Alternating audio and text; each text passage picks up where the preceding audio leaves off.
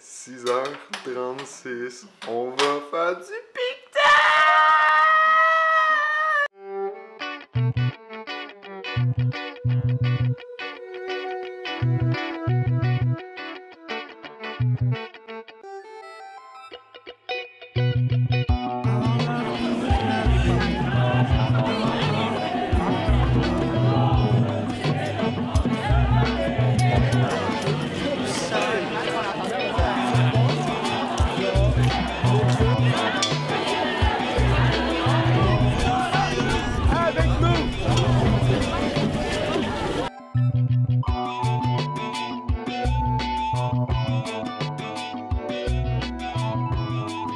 Je m'appelle Camille Giguère et je suis en technique de bioécologie. Moi, Julie Morin en art visuel. Ariane Giroux, technique en bioécologie. Moi, c'est Alec O'Reilly, je suis en art, lettres et communication, profil média.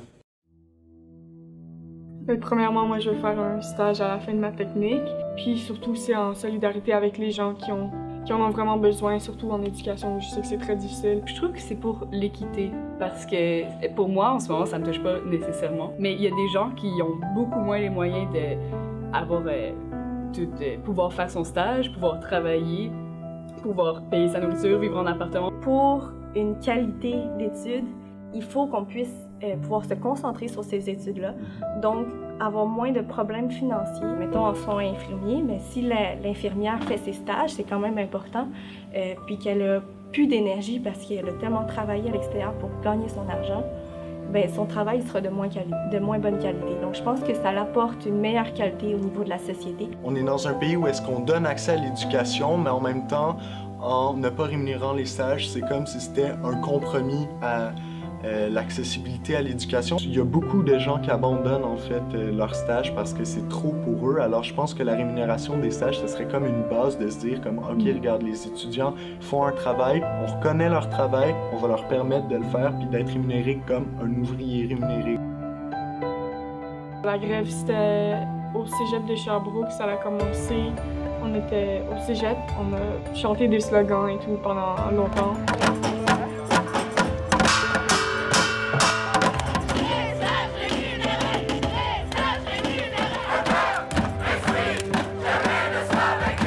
Tout le monde était fier de dire genre « Oh, on s'entraide », puis je trouvais ça très beau.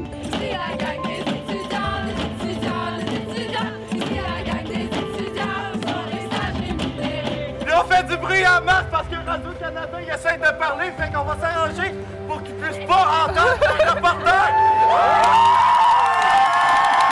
En fait, avant d'aller à Québec, on a fait des pancartes pour la manifestation de Québec. Mettre plein de plastique. Finissons l'exploitation!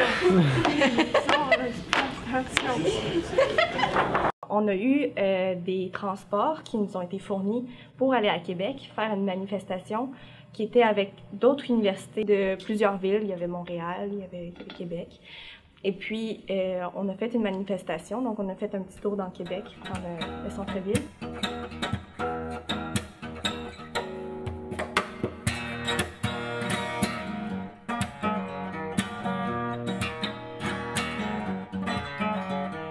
Le monde qu'on veut faire chier vont être en dedans du Parlement, vont être en train d'avoir une assemblée porte close. Nous autres, on trouve que c'est pas démocratique. Fait que c'est ça qu'on vient faire là.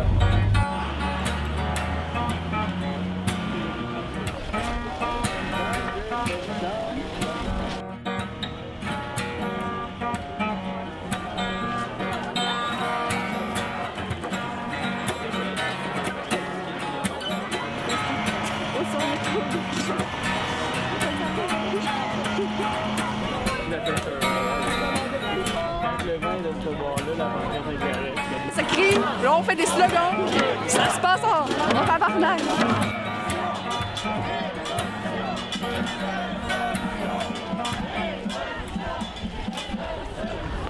Durant leurs 5 premières années dans la profession, 3 enseignantes sur 10 quittent leur travail. Je vais juste rappeler qu'on estime qu'il y a environ 200 000 stages crédités qui sont non rémunérés, qui ont cours chaque année au Canada. On ne le répétera jamais assez, ce sont principalement dans les professions traditionnellement et majoritairement occupées par des femmes qu'on retrouve les stages non rémunérés. Dès